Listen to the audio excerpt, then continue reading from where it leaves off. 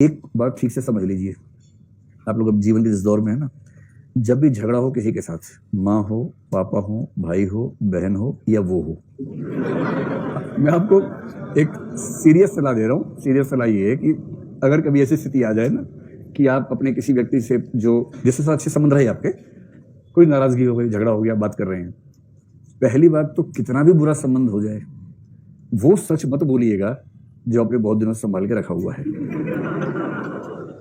ठीक है? और किसी वर्तमान झगड़े में अतीत को लेके मत आइएगा।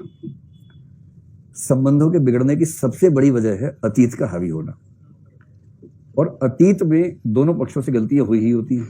ऐसा थोड़ा कि एक से हुई है, कुछ गलतियां आपने की होंगी, कुछ उसने की होंगी, और वो नासमझी में ही की होंगी ज्यादा गलतियां। अब नासमझी में की गई किसी गलती को एक इमोशनल मोमेंट में आप उठा के ले आए,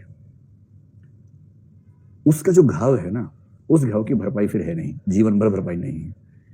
इसलिए जो संबंध दुनिया में टूटते हैं उसमें सबसे बड़ा फैक्टर होता है अतीत का हावी होना, कि तू तो पहले ही ऐसी थी और तू तो पहले ही ऐसा था। और दूसरा, जब वो से बात चल रही हो, उसके परिवार पे हमला मत कीजिएगा कभी, ना इधर से उधर, ना उधर से इधर। जहां आपने किसी के परिवार पे हमला किया, उसके बाद आप कुछ भी करके बैलेंस नहीं कर पाएंगे।